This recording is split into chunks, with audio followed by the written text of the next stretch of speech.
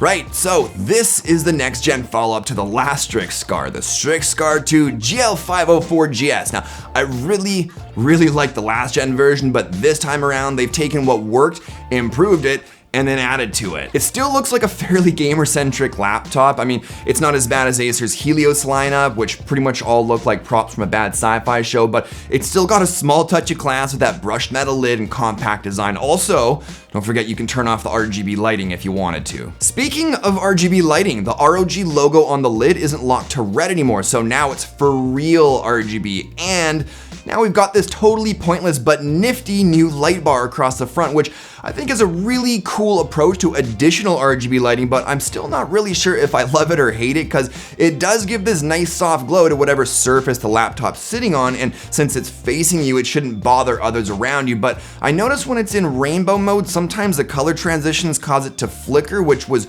crazy distracting for me. The build quality is just top notch, dude, which isn't surprising with Asus laptops. And other than the lid, even though the rest is all plastic, it's a super solid feeling compact little powerhouse, which is the way I've been looking at this guy, so I love that about it. We've got a healthy offering of I/O complete with an actual SD card reader, which isn't something you see too often on gaming laptops these days. And there is a USB-C port. Unfortunately, it's not a Thunderbolt 3 USB-C port. Should that be a deal breaker? No. And if it is for you, I'd recommend seeing a counselor, because you might be a psychopath. But for the cost and when this laptop was released, I was legit surprised that it didn't come with at least one. The 15-inch IPS display is a big selling feature for the Strix Scar series, and we've still got an amazing 144Hz refresh rate and 3 millisecond response time, which I have to say is just incredible to game on. But this time around, we've got even thinner bezels, like Donald Trump's hairline type thin. Ha! There is a large chin chiroo, which is where the webcam is located, but most people I know don't use laptop webcams anyways. And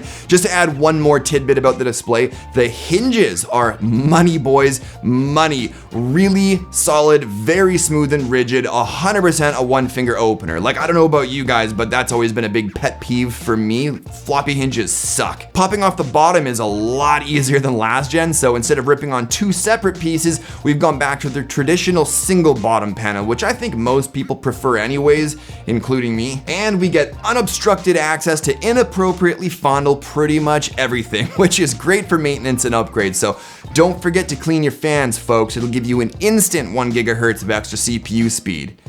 That's a total lie, but can be kind of true, I guess, if you're a lazy scumbag of a slob. So the keyboard and I definitely have a love-hate relationship for a bunch of reasons. We're going through marriage counseling right now, but things are still a little bit dicey. I like that it's a full keyboard, but I've never been a fan of chiclet style keycaps. I love the 1.8 mil travel distance, but not really into those transparent WASD keys. And the RGB backlighting's still only 4 zone instead of per key, and it's super dim, like considerably dimmer than most, if not all, laptops I've reviewed. Just looking at the viewfinder right now, this is not a true representation of how bright this is. This is actually a very, damn it. The touchpad is great. I think it's a decent size, and I've had zero issues with accuracy thanks to Windows Precision drivers. The speakers are in the usual downward facing left and right orientation, because apparently facing speakers at the user isn't considered logical yet, but they sound really good, like really good. Good enough to, dare I say, actually use while gaming in a pinch.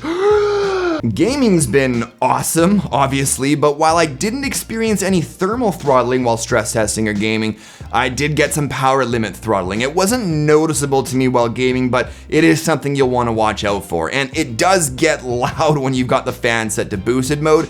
Can't really hear anything when you've got headphones on, but Jesus Christ, it does get loud.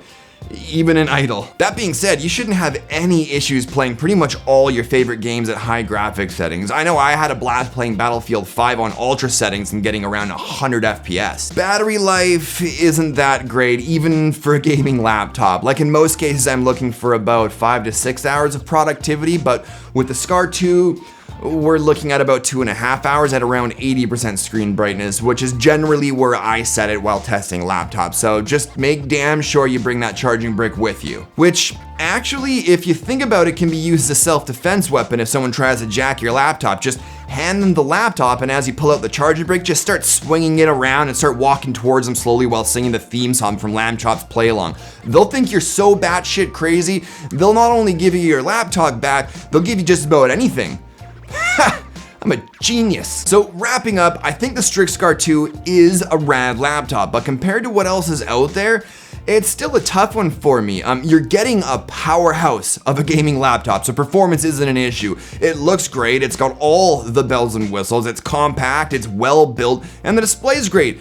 But the keyboard RGB lighting is crazy dim, the battery life could be much better, and there's no Thunderbolt 3 port. Anyways, as always, I'll have a link in the description if you're interested in picking one up for yourself, but drop me a comment and let me know how you think the Strix Scar 2 stacks up against other gaming laptops in its league. Like, do you think it's worth it, or would you recommend something else to someone in the market for a shiny new gaming laptop? So that's it for this one. Don't forget to follow me over on Instagram for behind the scenes stuff and other fun things, and let me know if you enjoyed the video by showing some love with that like button. And if you're new to my stuff, don't forget to subscribe for new videos every week. But thanks as always for watching, and I'll talk to you all in the next one. Cheers!